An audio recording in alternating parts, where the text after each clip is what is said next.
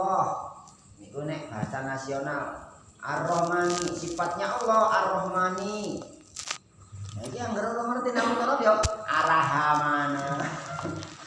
Ar-Rahmani bangsa bihat itu dengan tegot atau bentuk kalimat yang maha pengasih dan penyayang. Yang maha pengasih di dunia. Kamu ulas lan asih ing dalam dunia. Sifatnya Allah Ar-Rahim itu zat kang paring ulas lan asih ing dalam akhirat. Goloko itu sistem di pesantren. Jadi bedanya Ar-Rahmani, Ar-Rahimi. Ar-Rahmani itu sifat belas kasih Allah yang ada di dunia. Ar-Rahim itu sifat belas kasih Allah baik di dunia wal akhirah.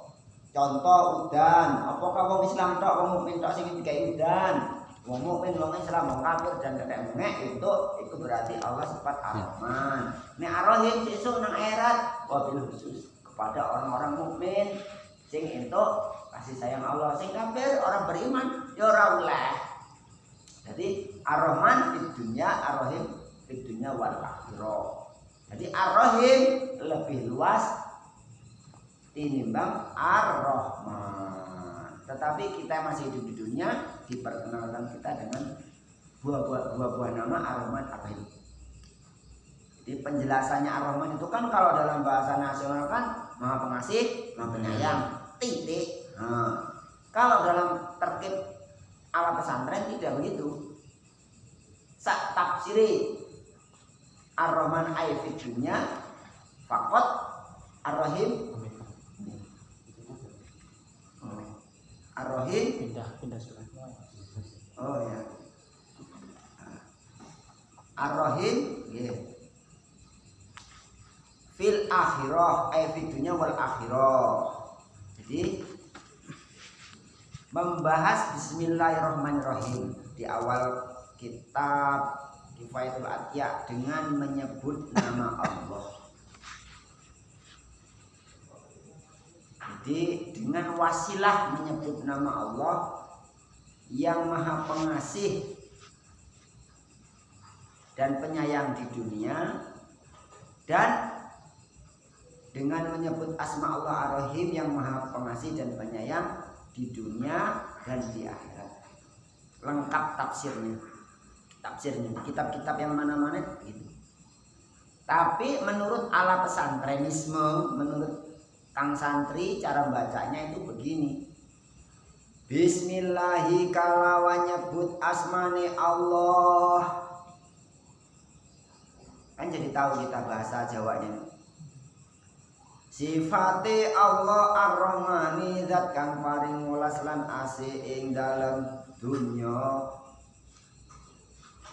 Sifate Allah Ar-Rahim tur zat kang paring welas lan asih ing dalam dunya lan akhirat. Kalimat Bismillahirrahmanirrahim kalau kita jabarkan panjang itu banyak fadilahnya. Jadi seluruh kitab yang diturunkan oleh Allah kepada para nabi, para rasul, terkumpul itu intisarinya dalam kitab 4 Taurat, Zabur, Taurat, Injil dan Al-Quran. 4 itu. Seluruh kitab itu terkumpul dalam Al-Quran. Kemudian seluruh makna 6.666 ayat di dalam Al-Quran itu terkumpul dalam surat Al-Fatihah. Makanya surat Al-Fatihah disebut Ummul Kitab, induknya Quran. Ummul Kitab, Ummul Quran. Namanya orang berfatihah tok. Itu dalam kitab Khazinatul Asrar itu malah keterangannya mencapai 35 nama lain dari Al-Fatihah. Aku cek seorang hafal Al-Fatihah, Ummul Kitab, Ummul Quran, Ashabul Masani, Ayatul Syifa, Suratul Syifa, ya. Jadi jumlahnya Al-Quran itu 114 surat. Yang jadi imamnya surat ya surat Al-Fatihah. Imam surah nama lainnya Al-Fatihah. Berarti menang Al-Fatihah itu. Menang di dalam fadilahnya. Nah, Al-Fatihah yang segitu yang disebut mengumpulkan makna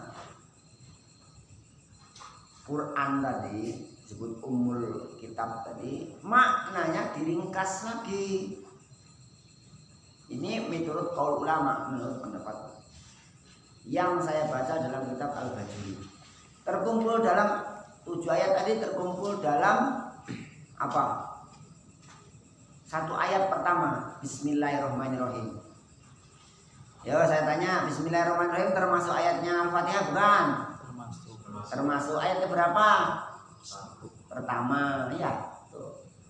Ayat yang pertama. Nanti coba anak-anak sebutkan ayat pertama surat Al-Fatihah. Saya Bu, saya Pak. Coba bunyikan Alhamdulillahirabbil alamin, itu ayat kedua. Ya. Jadi Bismillahirrahmanirrahim melebu termasuk ke dalam ayat dari 7 ayat surat Al-Fatihah. Nah, makna Ummul Kitab, makna Al-Fatihah 7 ayat tadi terkumpul dalam satu ayat, yakni basmalah, yaitu lafaz Bismillahirrahmanirrahim yang lagi kita bahas ini. Nah, mempunyai di situ dengan menyebut nama Allah yang Maha Pengasih dan Maha Penyayang, simpelnya. Lah terus Bismillahirrahmanirrahim itu Pak, maknanya terkumpul di dalam baknya bi itu. Bak, bi artinya dengan. Loh, kok dengan? Ya dengan. Sababiyah, bak dimakna sababiyah atau isti'anah, dengan pertolongan, menyebut nama. Banyak ulama berpendapat dengan maknanya bak itu tadi. Di Al-Quran 114 surat terkumpul dalam Al-Fatihah. Al-Fatihah terkumpul maknanya dalam Bismillahirrahmanirrahim. Bismillahirrahmanirrahim maknanya terkumpul dalam baknya lafaz Bismillahirrahmanirrahim yang namanya dengan, maknanya bi dengan itu bi yaku kana makana wabi yakunu ma yakunu. Artinya apa bahasa Indonesianya? Dengan sebab akulah, kata Allah, dengan sebab akulah ada segala sesuatu yang telah ada, dan dengan sebab akulah akan ada sesuatu yang akan ada. Maknanya dengan sebab akulah telah ada apa-apa yang ada, dan dengan sebab akulah akan ada sesuatu yang akan ada. Makna dengan bi-nya tadi kan maknanya dengan. Al-ba'u harfu jarin, ba itu huruf jar yang memajrurkan lafaz bismi. Jadi bukan ismullah tapi bismillah lagi. Karena apa? Kemasukan huruf ba jar. Dalam ilmu alatnya, ilmu nahwunya, al-ba'u harfu jarin ismi majrurun bil ba wa alamatu jari kasratun dhairatun fi akhirih. Muat iki Pak. Kita jelaskan maknanya aja. Lah terus maknanya bi tadi terkumpul dalam titik. Yang sebutan titik yang saya maksud bukan titik satu di bawah ini, tapi titik letak pertama pena nempel itu. Bukan titik satu dulu, itu nggak ada bak satu ini Pak. Jadi tulisan Al-Quran itu dulunya polos, nggak ada titik-titik. Itu kan Abul Aswad Ad-Du'ali awalnya itu. Pertama yang meletakkan titik-titik pembeda dalam huruf-huruf Al-Quran itu Abul Aswad Ad-Du'ali. Itu muridnya Imam Ali. Jadi Abul Aswad Ad-Du'ali itu tabi'in. Tabi'in itu muridnya sahabat. Jadi Ali kan sahabat Nabi kan? Muridnya Nabi disebut sahabat. Muridnya sahabat disebut tabi'in. Muridnya tabi'in disebut tabi'in. Muridnya tabi'in disebut ulama mutaqaddimin atau ulama salaf. Bukan salafus itu, ulama salaf, ulama kuno. Muridnya ulama salaf, ulama mutaqaddimin, nama lainnya. Muridnya itu disebut ulama mutaakhirin. Ulama mutaakhirin.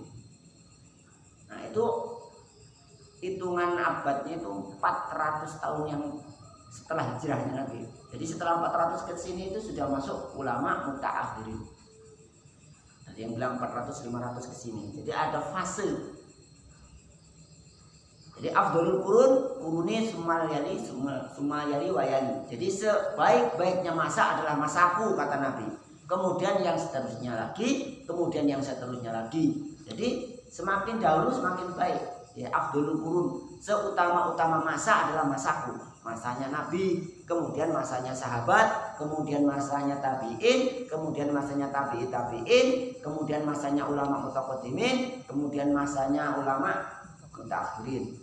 Kemudian yang kesini yang dekat para ulama.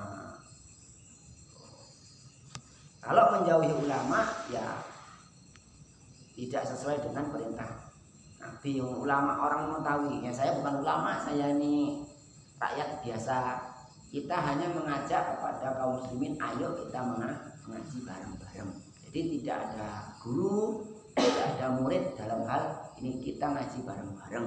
Yang bisa ya silakan dijelaskan, gantian ya nggak apa-apa, monggo. Ini karena jadwalnya malam Kamis, kita jelaskan lagi. Jadi peletak pertama pembeda titik-titik dalam huruf Al-Quran. Jadi Al-Quran itu bid'ah tulisan itu, karena Al-Quran itu terhafal bukan tertuliskan. Pernah suatu ketika dulu Nabi Muhammad mengharamkan menulis Al-Quran, diharamkan menulis. Ben apa? Terjaga. Jadi diharamkan ditulis Al-Quran itu pernah diharamkan karena menjaga kemurniannya.